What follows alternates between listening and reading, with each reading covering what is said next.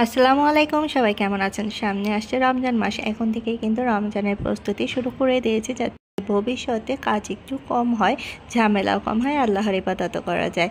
তো এখানে দেখতে পাচ্ছেন মুরগির মাংস আমি কিউব করে কেটে নিয়েছি, আর এখানে আমি মুরগির বুকের মাংসটা নিয়েছি আর ধুয়ে পরিষ্কার করে নিয়েছি। দিয়ে দিয়েছি আদা রসুন বাটা, লাল মরিচের গুঁড়া, হলুদের গুঁড়া, জিরার গুঁড়া, ধনিয়া গুঁড়া, স্বাদ মতো দিয়েছি লবণ, আর এক টুকরো লেবুর রস এখানে দিয়ে দিচ্ছি টক দই, সয়া সস দিয়েছি, টমেটো সস দিয়েছি, আর সুইট চিলি সস অল্প পরিমাণ দিয়েছি। দিয়ে দিচ্ছি কালো গোলমরিচের গুঁড়ো। এখন সবগুলোকে খুব ভালোভাবে মাংসের সাথে মাখিয়ে নিচ্ছি। একটু খুব ভালোভাবেই মাখিয়ে নিতে হবে। মাখানো হয়ে গেলে এখানে আমি নিয়ে নিয়েছি ক্যাপসিকাম 3 ধরনের, নিয়ে নিয়েছি গাজর। আপনারা চাইলে এখানে পেঁয়াজও দিতে পারেন বড় বড় কিউব করে কেটে। তো এখানে আমি সবুজ ক্যাপসিকাম, লাল ক্যাপসিকাম, হলুদ ক্যাপসিকাম নিয়েছি, আর গাজরগুলোকে গোল গোল করে কেটে নিয়েছি। এখন এগুলো সব আমি মাংসের সাথে দিয়ে দিচ্ছি। মাংসের সাথে এই ক্যাপসিকাম আর গাজরটাকে খুব ভালোভাবে মাখিয়ে নিতে হবে, তাহলে কিন্তু যখন শিক কাবাবটা খাবো, মাংসের সাথে সাথে এই ক্যাপসিকাম আর গাজরটাও যখন মুখে লাগবে অনেক সুন্দর গ্রান আসবে, আর এগুলোতে মশলা থাকবে। এই কাজটাও একটু সময় নিয়ে করতে হবে, খুব ভালোভাবে মাখিয়ে নিতে হবে।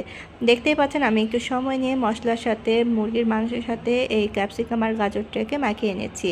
আর এখানে যারা পেঁয়াজ পছন্দ করেন, একটু বড় বড় সাইজে কিউব করে কেটে পেঁয়াজও দিতে পারেন, সেটা অনেক ভালো লাগবে। কিন্তু আমার পরিবারে কেউ পেঁয়াজ পছন্দ করে না, তাই এখানে আমি দিচ্ছি না। আর এখানে আমি পেঁয়াজ কুচি আর কাঁচামরিচটাকে ব্লেন্ড করে নিয়েছিলাম, এটা দিচ্ছি একটু ঝাল ঝাল ফ্লেভার আসার জন্য। এইটা দিলে কিন্তু অনেক বেশি ভালো লাগে, দেওয়ার চেষ্টা করবেন। এখন এগুলোকে আমি একসাথে মাখিয়ে নিচ্ছি। আর এখানে অ্যাড করে দেব আমি কাবাব মশলা। দোকানে, যে কোনো দোকানে পাওয়া যায় কাবাব মশলা, আপনারা কিনে এখানে ব্যবহার করতে পারেন। কাবাব মশলা দেওয়ার কারণে একটা যে বাহিরে কিনে পাওয়া যায় সেরকম একটা স্বাদ আসবে। এখন সবগুলোকে আমি খুব ভালোভাবে মাখিয়ে নিয়েছি, আর মাখিয়ে আধা ঘন্টার জন্য রেস্টে রেখে দিতে হবে।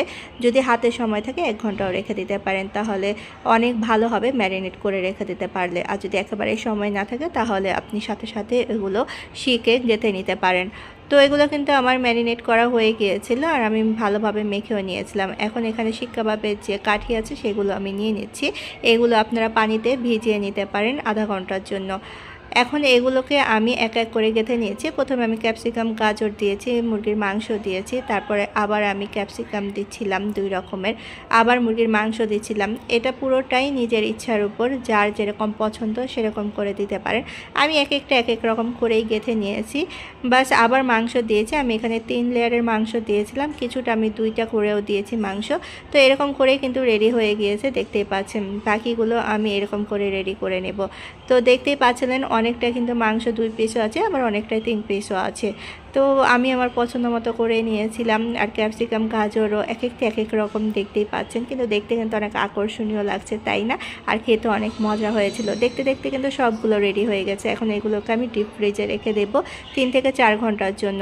দেখতেই পাচ্ছেন একেবারে কিন্তু ফ্রোজেন হয়ে গিয়েছে, শক্ত হয়ে গেছে। এখন এগুলোকে আমি একটি বক্সে তুলে রাখছি। এগুলো তুলে রাখার সুবিধা হচ্ছে যখন তখন এগুলো বের করে ভাজা যায়। ইফতারের সময় একেবারেই সময় কম লাগে, জাস্ট এগুলো সস, উপরে সস ব্রাশ করে ভেজে নিলেই কিন্তু হয়ে যায় শিক কাবাবগুলো রেডি। আমি ভাজার সময় এগুলো ভিডিও অবশ্যই করে দেব। তো এগুলো এখন আমি ডিপ ফ্রিজে সংরক্ষণ করে রেখে দেব রমজান মাসের ইফতারির জন্য। ধন্যবাদ সবাইকে।